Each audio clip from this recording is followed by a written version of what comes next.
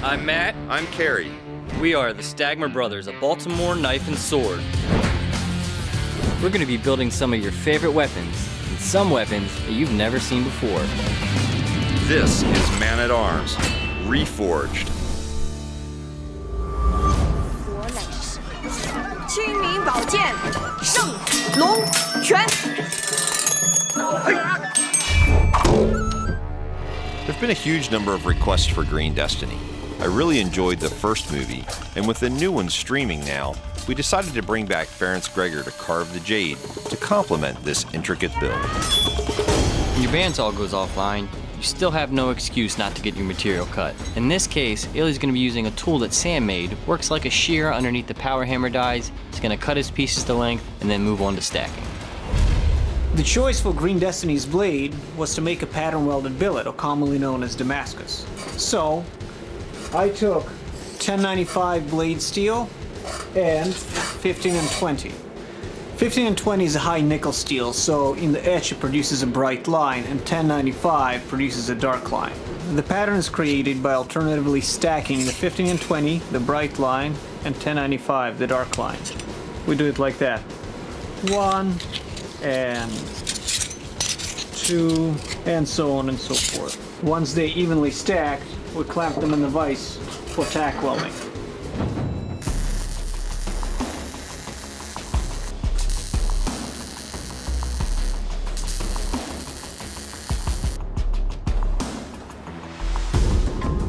For our Green Destiny blade, we really want to have a nice, bold, beautiful pattern. So we're going to aim for around 100 layers. That means we're going to fold this billet 3 or 4 times. We're going to start off and do the first few folds on the power hammer using a hot cut tool.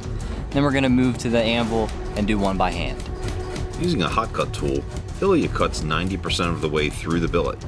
He then sprays some water onto the dies that allows him to break off all the scale that is on the surface of the billet.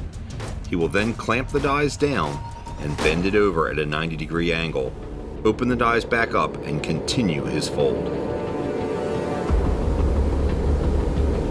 At this point, Ilya is now prepping to do his second hot cut and fold underneath the power hammer. After cutting about 90% of the way through the billet with the hot cut tool, he clamps the dies down onto the billet, uses a hand hammer to bend that over 90 degrees, opens the dies back up, and with a lot of skill and finesse, closes that billet back up, trues it up, adds some borax, goes back to the heat to start the process once again. Nowadays, I, as well as many other blacksmiths, do all their folding on the power hammer. However, Matt and I decided to show you the old school way of doing it, using pure muscle power, a hot cut, the anvil, a sledgehammer, a hammer, and some patience.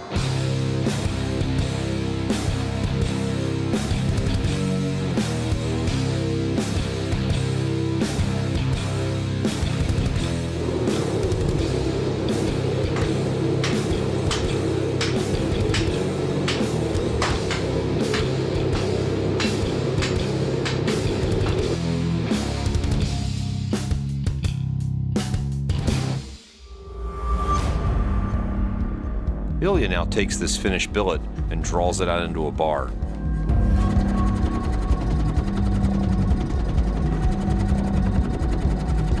He wants to leave enough material that we can then later cut in some grooves, creating a ladder pattern. From there, we can then forge the blade.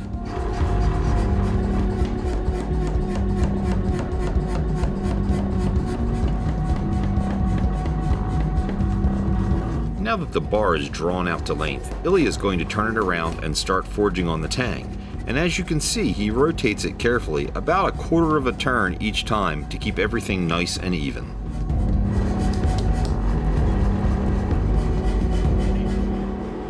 There are 2 very different methods to adding a ladder pattern to your billet. One is to grind off grooves, and the other is to chisel them in and then grind down to them. In this case, we're going to use the chiseling method. It's going to show a little extra skill, add a little more process to this already complicated build. As I drive the chisel into the edge, the material expands there, producing a curve. When I start working at the other edge, the material there will expand equally, producing a straight blade. We got our blade fully ladder patterned with the chisel. My next goal is to just go on the grinder and just take off just enough material that we're at the bottom of those chisel marks. I'm not gonna edge this at all, but I'm just gonna put slight bevels on it, get that material reduced, and then we're gonna go outside to the rolling mill and true it all up. Since this blade is fairly thin, Matt and Ilya are going to run this through the rolling mill. This will maintain the heat and give us exactly parallel surfaces. It's much easier on a piece that's thin to use a rolling mill, as on the hammer it will cool too quickly.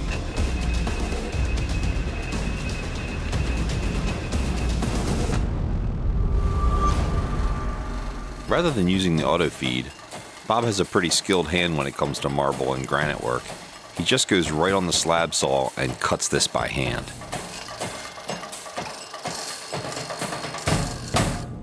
Okay, so we've got a beautiful block of nephrite jade from Canada. Bob has cut us some very beautiful even slabs, and we are taking our artwork and transferring it onto the surface of the stone. We're going to cut it down to size, and then we're going to start doing our detail carving.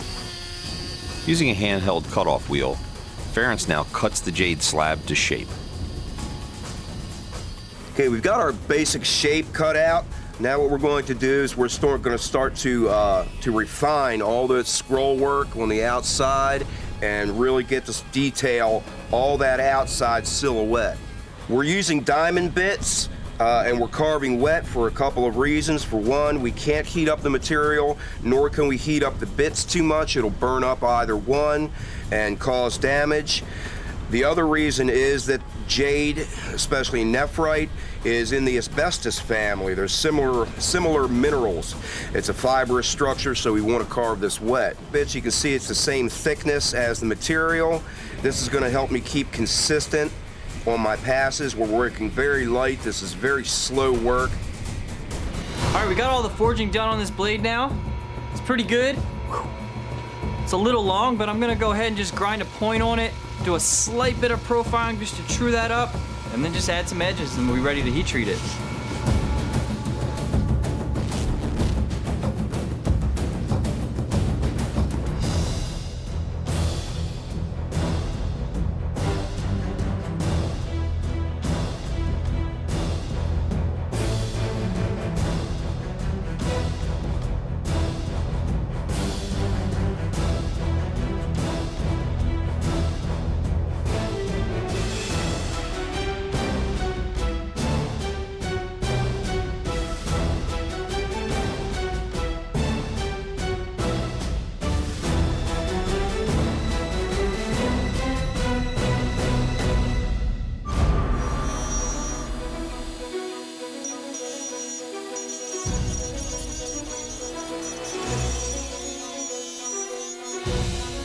Okay, we've got the silhouettes carved in our nephrite jade for the guards. We're going to give our detail lines across the face of the piece, and we're going to start to contour all of this carving inside and really tighten this up and get these finished. One of the interesting aspects of carving wet, especially when you're doing small carving, is that you can't really see your lines being cut very well. It's very hard to see your patterns. So you're cutting a lot by feel and picturing in your mind's eye, knowing the angles and the shapes of the bit, knowing where your lines are supposed to go, and allowing yourself to follow that mind's eye pattern and actually execute that in your material. We've finished the detail carving on the jade appliques for the guard for the Green Destiny sword. We're going to go ahead and start polishing these up and finish them out. Next, we're going to go ahead and cut a piece of a block to start the pummel carving. After the quench and the straightening, Sam flames up the weed burner, places it on our hot oil bath, and starts the tempering process. Now that the blade's been sitting in the oil for a few hours at around 460 degrees, Sam removes the blade, and now it's ready for polish. All right, now the blade is heat treated and tempered. I can start removing a lot more material. We left it a little thick to play it on the safe side for the heat treat. Looks good and straight. You can see here with the straw-like color, that shows where it's been tempered. Here we went ahead and removed a little bit just to show you guys the difference. I'm just gonna pull those peaks into the center, refine that edge a little bit, and then I'll run it through the grits for polishing.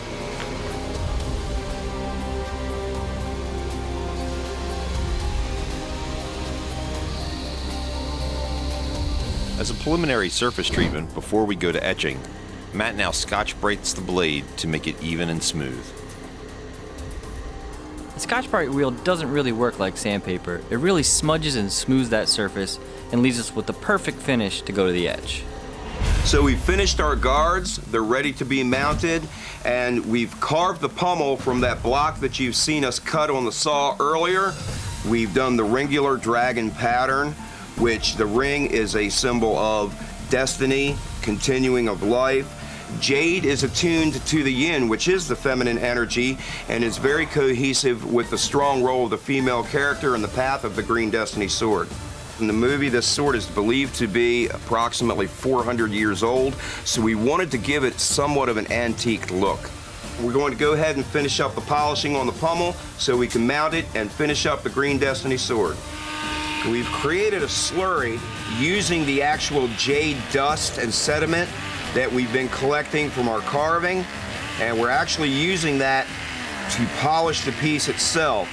So again, in the context of everything being circular and coming around to itself again, this is very much in context with the piece polishing itself. Before burning the internal section of the handle, Matt uses the drill press to run a hole all the way through.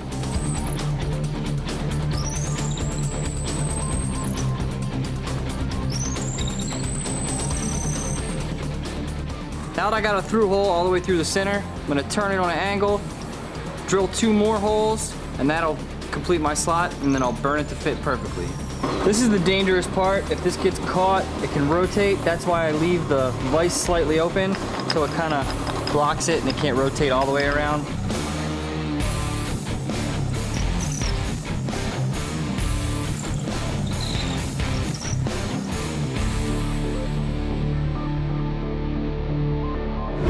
I pre-slotted and drilled the handle blank.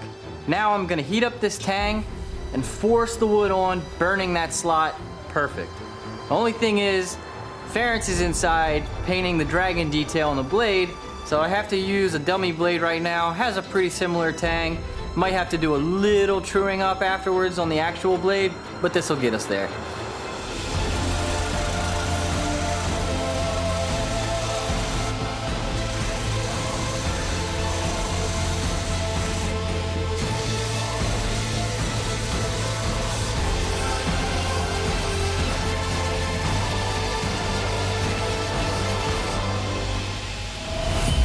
So all the jade carving I was doing is finished. Now they've got me painting the dragons onto the blade. This is going to act as an etching resist, so when they dip the blade and do the etching, the background will get etched and the dragons will stay polished. Once again, Ferenc really steps up to the plate, both with the carved jade and laying out our etching. Expect to see more fantastic objects like this here on Man-at-Arms.